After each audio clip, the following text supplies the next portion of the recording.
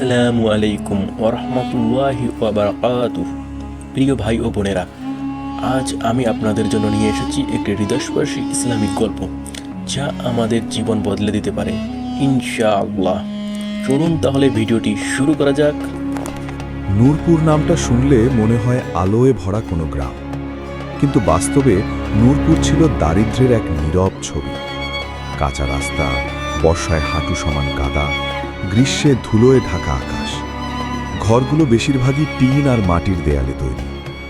বিদ্যুৎ থাকলেও সব সময় থাকত না, আর পানি আসত দূরের নলকূপ থেকে।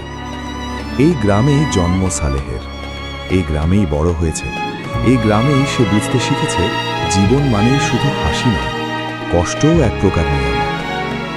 সালেহ তখন ৩০ বছরের একজন সাধারণ মানুষ। লম্বা নয়, খুব শক্তপোক্তও নয়, কিন্তু তার চোখে ছিল এমন এক গভীরতা যা অনেক শিক্ষিত মানুষের চোখেও থাকে না। চোখের ভেতর লুকিয়েছিল নীরব ধৈর্য আর আল্লাহর উপর অটল বিশ্বাস। তার বাবা ছিলেন একজন দিনমজুর। ছোটবেলায় সালেহ দেখেছে বাবা সারাদিন কাজ করে সন্ধ্যায় মাত্র কয়েকটা টাকা নিয়ে ঘরে ফিরতেন। মা সেগুলো হাতে নিয়ে বলতেন, আলহামদুলিল্লাহ, আজ আল্লাহ আমাদের রিজিক দিয়েছে। এই কথাটাই সালেহের জীবনের ভিত করে দিয়েছে। সালেহের সংসার ছিল খুবই ছোট, একটা টিনের ঘর, একজন স্ত্রী আমিনা আর একমাত্র মেয়ে মারিয়াম। আমিনা ছিল শান্ত স্বভাবের নারী, কথা কম বলতো, কিন্তু প্রতিটা কথাই ছিল বিশ্বাস। বিয়ের পর থেকেই সে জানত সালেহ ধনী মানুষ নয়, কিন্তু সে এটাও জানত সালেহ সৎ আর আল্লাহকে ভয় করে। মারিয়াম তখন মাত্র ৬ বছর বয়স। চোখে মুখে ছিল শিশুসুলভ নিষ্পাপতা। সে জানত না দারিদ্র্য কি, কষ্ট কি। সে শুধু জানত আব্বু সন্ধ্যায় বাড়ি ফিরলে তাকে কোলে নেবে। সালেহ প্রতিদিন ফজরের আজানের আগেই উঠে যেত, অজু করে নামাজ পড়ত। নামাজ শেষে সে বেশিক্ষণ দোয়া করত না, শুধু বলতো, হে আল্লাহ, আজকের দিনটা হালাল রিজিক দিয়ে পার করতে সাহায্য করুন। তারপর বের হতো কাজের সন্ধানে। কখনো ইট ভাঙার কাজ জুটত, কখনো অন্যের জমিতে আগাছা পরিষ্কার, কখনো সারাদিন ঘুরেও কিছু জুটত না। যেদিন কাজ জুটত না, সেদিন সে ঘরে ফিরে আমিনাকে বলতো, আজ আল্লাহ পরীক্ষা নিয়েছেন। আমিনা মুচকি হেসে বলতো, পরীক্ষা মানেই তো পাশ করার সুযোগ। নূরপুরের রাত নামলে চারপাশে নীরবতা নেমে আসত। দূরে কোথাও কুকুরের ডাক, মাঝে মাঝে ঝিঝি পোকার শব্দ। সেই নীরবতার মধ্যেই সালেহ অনেক রাত জেগে থাকত। এক রাতে মারিয়াম বলল, আম্মু, কাল স্কুলে সবাই বিস্কুট এনেছিল, আমার ছিল না। আমিনার বুকটা কেঁপে উঠল। সে কিছুক্ষণ চুপ থেকে বলল, আল্লাহ চাইলে কাল তুমিও বিস্কুট পাবে। সালেহ চুপচাপ সব শুনছে। সে বাইরে বেরিয়ে উঠোনে বসে পড়ল। তার চোখে পানি চলে এলো। হে আল্লাহ, সে মনে মনে বলল, আমি তো হারাম কিছু চাই না, শুধু আমার মেয়েটার মুখে একটু হাসি চাই। কিন্তু সে জানত আল্লাহ সময় ঠিক করেই দেন। একদিন সকালে গ্রামে গুঞ্জন উঠল। শহর থেকে একজন বড় ব্যবসায়ী এসেছে। তার নাম হাশেম খান। শোনা গেল সে গ্রামে বড় গুদাম বানাবে, অনেক লোক লাগবে কাজের জন্য। এই খবর নূরপুরে যেন নতুন প্রাণ এনে দিল। সালেহের বুকেও আশা জাগল। ভাবল, হয়তো এবার নিয়মিত কাজ পাব। পরদিন খুব ভোরে সে হাশেম খানের অস্থায়ী অফিসে পৌঁছাল। অনেক লোক লাইন দিয়ে দাঁড়িয়ে আছে, সবাই কাজের আশায়। হাশেম খান ছিলেন মধ্যবয়স্ক, মোটা গড়নের মানুষ। চোখে মুখে ছিল অহংকার। সালেহ যখন তার সামনে গেল, হাশেম খান জিজ্ঞেস করল, আগে কোথায় কাজ করেছ? সালেহ মাথা নিচু করে বলল, যেখানে কাজ পেয়েছি সেখানেই। হাশেম খান ঠোঁট বাঁকিয়ে বলল, শিক্ষা আছে? না। তাহলে কি পারো? সালেহ শান্ত গলায় বলল, আমি সৎভাবে কাজ করতে পারি। এই কথাটা হাশেম খানকে একটু অবাক করল। সে কিছুক্ষণ চুপ থেকে বলল, ঠিক আছে, কাল থেকে আসো। সালেহের মনে যেন আলো জ্বলে উঠল। গুদামের কাজ শুরু হলো। ইট টানা, বালু বহন, দেয়াল তোলা, কঠিন কাজ, কিন্তু সালেহ কখনো ক্লান্তির কথা বলতো না। প্রতিদিন সন্ধ্যায় সে কিছু টাকা পেত, খুব বেশি নয়, কিন্তু আগের চেয়ে নিয়মিত। আমিনা প্রথম দিন টাকা হাতে নিয়ে চোখ ভিজিয়ে ফেলল। আলহামদুলিল্লাহ, সে বলল। মারিয়াম সেই দিন বিস্কুট পেল। সালেহ মনে মনে ভাবল, হয়তো এবার আল্লাহ আমার দোয়া কবুল করেছেন। কিন্তু মানুষ জানে না কখন পরীক্ষা শুরু হয়। একদিন হাশেম খান গুদামে হিসাব মিলাতে গিয়ে দেখল কিছু মাল কম। তার কপাল কুঁচকে গেল। সে সবাইকে ডেকে বলল, এখানে চুরি হচ্ছে। সবাই চুপ। হঠাৎ সে সালেহের দিকে তাকিয়ে বলল, তুমিই নতুন, তুমি কিছু জানো? সালেহ চমকে উঠল, না হুজুর, আমি কিছু নেইনি। হাশেম খানের চোখে সন্দেহ। সব চোরই এমন বলে। পরদিন গ্রামে খবর ছড়িয়ে পড়ল, সালেহ চোর। কেউ সত্য জানতে চাইল না, কারণ সে গরিব। গরিব হলে দোষ প্রমাণ ছাড়াই অপরাধী হওয়া যায়। হাশেম খান সালেহকে কাজ থেকে বের করে দিল। দোকানদাররা তাকে বাকিতে জিনিস দিতে অস্বীকার করল। মানুষ রাস্তা বদলে চলতে লাগল। আমিনা কাঁদতে কাঁদতে বলল, আমরা কি করব? সালেহ শক্ত গলায় বলল, আল্লাহ জানেন সত্য। কিন্তু রাত গভীর হলে তার চোখ ভিজে যেত। এক রাতে মারিয়াম জ্বরে পড়ল। গরমে কাঁপছে শরীর। টাকা নেই, ওষুধ নেই। সালেহ মসজিদের উঠোনে বসে পড়ল। তার ঠোঁট কাঁপছিল। হে আল্লাহ, আমি তো চুরি করিনি, তবুও যদি এটা আপনার পরীক্ষা হয়, আমাকে ধৈর্য দিন। সেই রাতেই সালেহ বুঝে গেল, এই গ্রামে তার সম্মান নেই, এই গ্রামে তার সত্যের দাম নেই। ভোরবেলা সে আমিনাকে বলল, আমরা নূরপুর ছেড়ে যাব। আমিনা কিছু বলল না, শুধু চোখ মুছল। একটা ছোট্ট ব্যাগে কিছু কাপড়, মারিয়ামকে কোলে নিয়ে সালেহ রওয়ানা দিল। সে জানত না এই পথ তাকে কোথায় নিয়ে যাবে, কিন্তু সে জানত আল্লাহ পথ দেখাবেন। নূরপুর ছেড়ে বেরোনোর সময় সূর্য তখনও পুরো ওঠেনি। হালকা কুয়াশায় চারপাশ ঢেকেছিল। সালেহ সামনে হাঁটছে, এক হাতে ছোট ব্যাগ, অন্য হাতে আমিনার হাত। আমিনা তার বুকের কাছে মারিয়ামকে জড়িয়ে ধরে আছে। শিশুটি জ্বরে ক্লান্ত, মাঝে মাঝে অস্পষ্ট স্বরে বলছে, আব্বু, পানি। সালেহ থেমে যায়। ব্যাগ থেকে ছোট পানির বোতল বের করে মেয়ের ঠোঁটে ধারে। বুকের ভেতরটা মোচড় দিয়ে ওঠে। একজন বাবা হিসেবে সে আজ সম্পূর্ণ অসহায়। এই রাস্তাটা সে আগে কখনো হাঁটেনি। শুধু জানত এই রাস্তা শহরের দিকে যায়, কিন্তু শহর মানে কি, সেখানে কি অপেক্ষা করছে তা সে জানে না। আমিনা নীরবে হাঁটছিল। তার চোখে ছিল না অভিযোগ, ছিল না রাগ, শুধু ছিল অদ্ভুত এক ভরসা। সে জানত সালেহ কোনো ভুল সিদ্ধান্ত নেয় না। কিছু দূর যাওয়ার পর সে আস্তে করে বলল, আমরা ঠিক থাকব তো? সালেহ এক মুহূর্ত থেমে বলল, আল্লাহ যদি চান সব ঠিক থাকবে। এই কথাটা বলার সময় তার নিজের গলাও কেঁপে উঠেছিল। দুপুরের দিকে তারা পৌঁছল এক ছোট শহরে।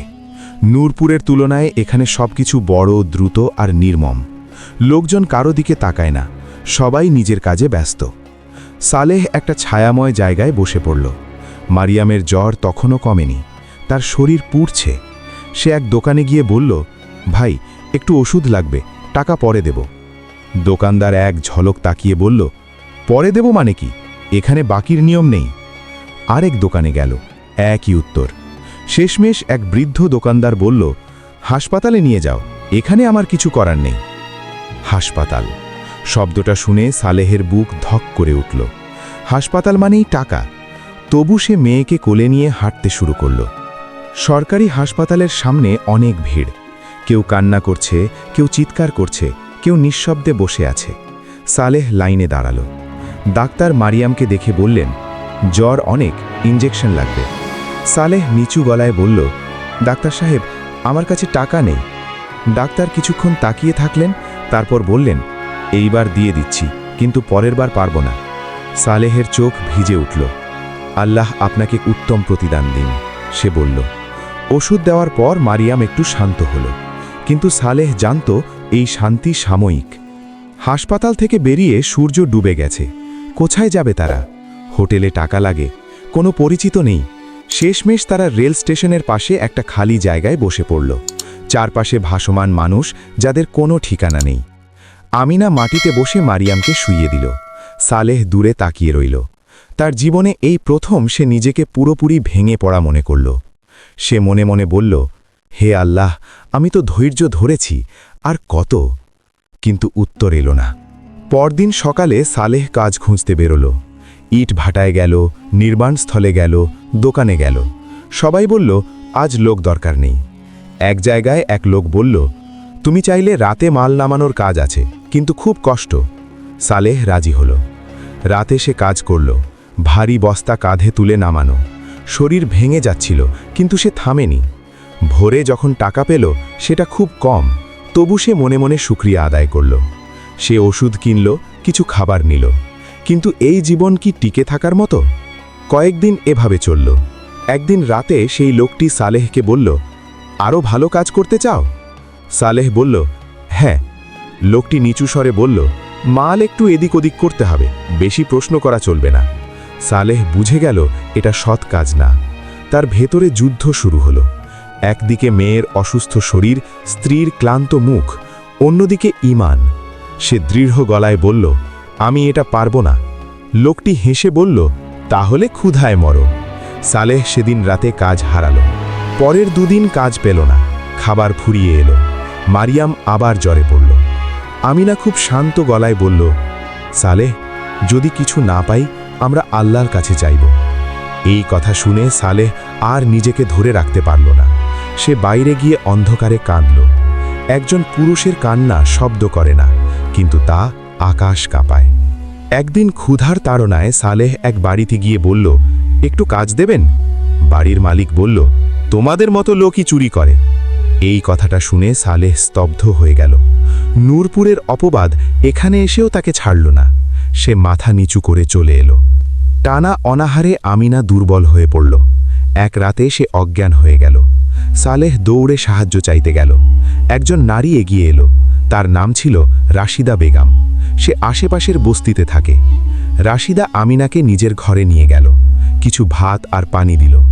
আমিনার চোখ খুলে গেল। এই প্রথম কয়েকদিন পর কেউ তাদের মানুষ হিসেবে দেখল। রাশিদা বলল, আমি খুব ধনী নই, কিন্তু আল্লাহ যতটুকু দেন ভাগ করে খাই। এই কথাটা শুনে সালেহের চোখ ভিজে গেল। সে বুঝল সব অন্ধকার একসাথে নামে না, কোথাও না কোথাও আলো থাকে। কিন্তু পরীক্ষার পথ এখনও শেষ হয়নি। আল্লাহ এখনও দেখছেন সালেহ কতটা ধৈর্য ধরতে পারে। রাশিদা বেগমের ছোট ঘরটা ছিল বস্তির ভেতর। টিনের চাল, বাঁশের বেড়া, ভেতরে মাত্র একখানা খাট আর মাটির চুলা। কিন্তু সেই ঘরের ভেতর যে উষ্ণতা ছিল তা অনেক বড় বাড়িতেও পাওয়া যায় না। সালে সেই রাতে প্রথমবার একটু শান্তিতে ঘুমিয়েছিল। যদিও ঘুম ছিল হালকা, তবুও বুকের ভেতরটা কিছুটা হালকা লাগছিল। ফজরের আজানের আগেই সে উঠে পড়ল। ছোট উঠোনে দাঁড়িয়ে নামাজ পড়ল।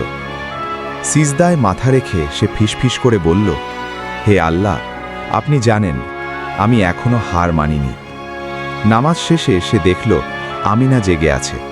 তার মুখ ফ্যাকাশে, কিন্তু চোখে ছিল কৃতজ্ঞতা। উনি যদি সাহায্য না করতেন। আমিনার কথা শেষ হলো না। সালে বলল, আল্লাহ মানুষের মাধ্যমে সাহায্য পাঠান। সকালে সালেহ বেগম এক মুঠো ভাত আর ডাল এনে দিলেন। মারিয়াম ধীরে ধীরে খেতে লাগল। রাশিদা সালেহকে জিজ্ঞেস করলেন, ভাই, তুমি কি করো? সালেহ সব খুলে বলল, নূরপুর, অপবাদ, কাজ হারানো, শহরে আসা। রাশিদা দীর্ঘশ্বাস ফেলে বললেন, এই শহরের সৎ মানুষের কষ্ট বেশি, কিন্তু আল্লাহ কাউকে ভুলে যান না। তার কথা শুনে সালেহ মনে একটু জোর পেল। দুপুরের দিকে রাশিদা বেগম বললেন, আমার এক পরিচিত লোক আছে, তার গুদামের লোক দরকার। সালেহ সঙ্গে সঙ্গে রাজি হল। আবার কাজ, এই কথাটাই তার কাছে তখন সবচেয়ে বড় নিয়ামত। গুদামের মালিকের নাম ছিল কামাল সর্দার। লোকটা বাহ্যিকভাবে খুব ভদ্র, কথা মিষ্টি।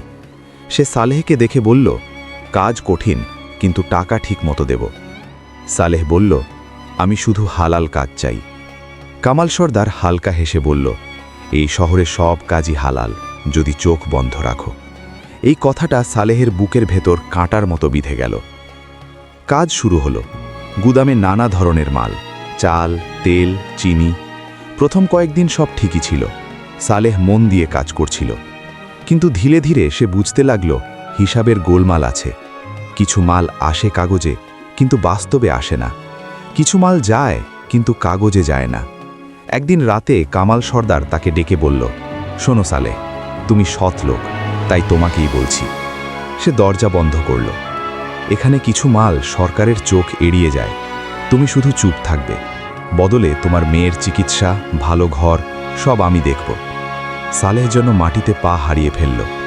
এটা চুরি, এটা হারাম। কিন্তু তার চোখের সামনে ভেসে উঠল মারিয়ামের জ্বরাক্রান্ত মুখ। সেই রাত সালেহ ঘুমাতে পারল না। একদিকে শিশু সন্তানের জীবন, স্ত্রীর দুর্বল শরীর, ক্ষুধার তীব্র যন্ত্রণা, অন্যদিকে আল্লাহর ভয়, হারাম থেকে দূরে থাকার শিক্ষা। সে মনে মনে বলল, হে আল্লাহ, আমি যদি রাজি না হই, আমার পরিবার কি বাঁচবে? তারপর আবার মনে পড়ল, হারাম রিজিক কি জীবন বাঁচায় নাকি ধ্বংস করে? তার চোখ দিয়ে পানি পড়তে লাগল। ভোরে সে সব আমিনাকে বলল। আমিনা কিছুক্ষণ চুপ করে থাকল। তারপর খুব শান্তভাবে বলল, সালেহ, আমরা অভাবে মরতে পারি, কিন্তু হারামে বাঁচতে পারব না। এই কথাটা যেন সালেহের বুকের ভেতর শক্ত পাথরের মতো বসে গেল। আমিনা আবার বলল, আল্লাহ যদি চান এক রুটিতেও জীবন রাখবেন, আর যদি না চান পাহাড় সম সম্পদেও কিছু হবে না। সালেহ মাথা নিচু করে বসে রইল। সেই দিন সন্ধ্যায় কামাল সর্দার আবার ডেকে পাঠাল। ভেবে দেখেছ?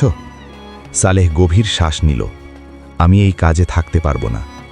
কামাল সর্দারের মুখ বদলে গেল। তুমি জানো না তুমি কি হারাচ্ছ? সালেহ শান্ত গলায় বলল, আমি জানি আমি কি বাঁচাচ্ছি। এই কথা বলেই সে গুদাম ছেড়ে বেরিয়ে এলো। তার পেছনে আর কোনো কাজ ছিল না, কোনো নিশ্চয়তা ছিল না, শুধু ছিল ঈমান। সেই রাতটাই জীবনের সবচেয়ে অন্ধকার রাত ছিল। খাবার ছিল না। রাশিদা বেগমও খুব বেশি সাহায্য করতে পারলেন না। মারিয়াম হঠাৎ আবার অজ্ঞান হয়ে গেল। সালেহ তাকে কোলে নিয়ে দৌড়াতে লাগল। রাস্তায় দাঁড়িয়ে চিৎকার করল, কেউ আছেন? আল্লাহর ওয়াস্তে। কেউ থামল না। শেষমেশ সে রাস্তায় বসে পড়ল। আকাশের দিকে তাকিয়ে বলল, হে আল্লাহ, আমি তো আপনার আদেশ মানলাম, এখন আপনি আমাকে ছেড়ে দেবেন? তার গলা ভেঙে গেল। ঠিক সেই সময় একটি গাড়ি থামল।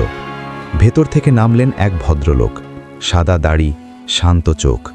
তিনি বললেন, এই মেয়েটার কি হয়েছে? সব শুনে তিনি বললেন, তাড়াতাড়ি হাসপাতালে নিয়ে চলুন। তিনি নিজেই সব ব্যবস্থা করলেন। হাসপাতালে ভর্তি, ওষুধ, সব। সালেহ অবাক হয়ে তাকিয়ে রইল। ভদ্রলোক শুধু বললেন, আল্লাহ কাউকে কখনো ঈমানের বদলা দেন না। পরদিন সকালে ভদ্রলোক বিদায় নেওয়ার সময় বললেন, সালেহ, আমি তোমাকে আবার খুঁজে নেব। তিনি নাম বললেন না, ঠিকানাও না, শুধু চলে গেলেন। সালেহ জানত না এই মানুষটাই তার জীবনের মোড় ঘুরিয়ে দেবে, কিন্তু সে এটুকু বুঝেছিল, ঈমানের পরীক্ষায় সে ফেল করেনি। হাসপাতালের জানালা দিয়ে সকালের আলো ঢুকছিল। মৃদু আলোয় মারিয়ামের মুখটা আগের চেয়ে অনেক শান্ত লাগছিল। বুক ধীরে ধীরে উঠানামা করছে। ডাক্তার এসে বলেছিলেন, ভয় নেই, সময় মতো আনা হয়েছে। এই কথাটা শুনে সালেহ যেন নতুন করে নিঃশ্বাস নিল। সে বিছানার পাশে বসে মারিয়ামের হাত ধরে থাকল। এতদিন পরে প্রথমবার তার বুকের ভেতর একটা অদ্ভুত প্রশান্তি নেমে এলো। আমিনা বাসে বসে ফিসফিস করে বলল, দেখো, আল্লাহ আমাদের ছেড়ে দেননি। সালেহ চোখ বন্ধ করল। তার চোখের কোণ দিয়ে অশ্রু গড়িয়ে পড়ল। কিন্তু এবার সেটা হতাশার না, কৃতজ্ঞতার। দুপুরের দিকে দরজায় হালকা নখ হল। সালেহ তাকিয়ে দেখল সেই ভদ্রলোক, সাদা পাঞ্জাবি, মুখে শান্ত হাসি। তিনি বললেন, মেয়েটা কেমন? আলহামদুলিল্লাহ, ভালো। সালেহ মাথা নিচু করে বলল। ভদ্রলোক একটা চেয়ারে বসলেন। তোমার নাম সালেহ, তাই না? সালেহ অবাক হল। জি। ভদ্রলোক মৃদু হেসে বললেন, আমি তোমার গল্প জানি। এই কথায় সালেহ স্তব্ধ হয়ে গেল। ভদ্রলোক ধীরে ধীরে বললেন, আমি শহরের একজন ব্যবসায়ী। তবে শুধু ব্যবসায়ী না, আমি মানুষের চরিত্রও দেখি। সালেহ চুপ করে শুনছিল। ভদ্রলোক বললেন, কয়েক মাস আগে নূরপুরে আমি গিয়েছিলাম। সেখানে এক গুদামে চুরির ঘটনা ঘটে। দোষ পড়ে এক গরিব শ্রমিকের ওপর, তোমার ওপর। সালেহের বুক ধক করে উঠল। আমি সেই ঘটনাটা গোপনে তদন্ত করিয়েছিলাম। ভদ্রলোক বললেন, তুমি নির্দোষ ছিলে, চোর ছিল অন্য কেউ। সালেহের চোখ ভিজে উঠল। কিন্তু আমি তখন সামনে আসিনি। ভদ্রলোক শান্তভাবে বললেন, কারণ আমি দেখতে চেয়েছিলাম অপবাদ, দারিদ্র্য, ক্ষুধা সবকিছুর মাঝেও তুমি আল্লাহকে ছাড়ো কিনা? আমিনার চোখ বিস্ময় বড় হয়ে গেল। সালেহ কাঁপা গলায় বলল, তাহলে এই সব কষ্ট? ভদ্রলোক মাথা নাড়লেন। হ্যাঁ, এটা পরীক্ষা ছিল, কিন্তু শুধু তোমার না, আমারও। তিনি একটু থেমে বললেন, আমি দেখতে চেয়েছিলাম এই দুনিয়ায় এখনো এমন মানুষ আছে কিনা যে হারামের দরজা খোলা থাকা সত্ত্বেও তা বন্ধ করে রাখে। সালেহ মাথা নিচু করে ফেলল। ভদ্রলোক বললেন, কামাল সর্দারের গুদামে যা ঘটেছে সব আমি জানি। এই কথায় সালেহ শিউরে উঠল। ভদ্রলোক ধীরে উঠে দাঁড়ালেন। সালেহ, আজ থেকে তুমি আমার প্রতিষ্ঠানের দায়িত্বশীল কর্মী। সালেহ অবিশ্বাসের চোখে তাকালো। ভদ্রলোক বললেন, শুধু কর্মী না, আমি চাই তুমি আমার ব্যবসার হিসাব দেখবে, কারণ আমি এমন কাউকে চাই যে আল্লাহকে ভয় করে। আমিনার চোখ বেয়ে অশ্রু পড়ল। ভদ্রলোক আরও বললেন, তোমার মেয়ের চিকিৎসার দায়িত্ব আমি নিলাম, থাকার ব্যবস্থা, পড়াশোনা সব। সালেহ উঠে দাঁড়িয়ে কাঁপা গলায় বলল, আমি এর যোগ্য নই। ভদ্রলোক মুচকি হেসে বললেন, আল্লাহ যাকে যোগ্য বানান সে নিজে কখনো বুঝতে পারে না। কয়েক সপ্তাহের মধ্যেই সালেহের জীবন বদলে গেল। নতুন বাসা, নিয়মিত কাজ, সম্মান। কিন্তু তার ভেতরটা বদলায়নি। সে আগের মতোই ফজরের আগে ওঠে, আগের মতোই দোয়া করে। একদিন ভদ্রলোক তাকে বললেন, নূরপুরে তোমার নাম পরিষ্কার করা হয়েছে, সবাই জানে তুমি নির্দোষ। সালেহ দীর্ঘশ্বাস ফেলল। আমি ফিরে যাব না, সে বলল, কিন্তু আমি তাদের ক্ষমা করে দিয়েছি। ভদ্রলোক মৃদু হাসলেন, এই ক্ষমাটাই তোমার সবচেয়ে বড় সম্পদ।